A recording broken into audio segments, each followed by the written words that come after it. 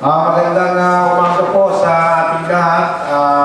Tayo po'y mag-uumpisa na ng ating mga kasama upang mai-assist po ang pangangailangan ng ating mga may sakit. Ito po, hindi lamang po tulong medikal, marami rin pong ikinikater ang foundation na ito. Tumutulong din po ito sa pangkabuhayan ng mga mararalitang mamamayan dito sa nasasakupan ng ating bansa. Ang aking pong tinutukoy ang Chairman, CEO ng ang Batang Musmos. Palakpakan po natin ang tiyo ni Aiko Melendez, si Dr. Anacleto B. Melendez. Maraming salamat kay Chairman Derek Magbuhos. Una-una gusto kong batiin ng ating mga kabarangay dito sa 1st District ng Atimonan, Quezon. No?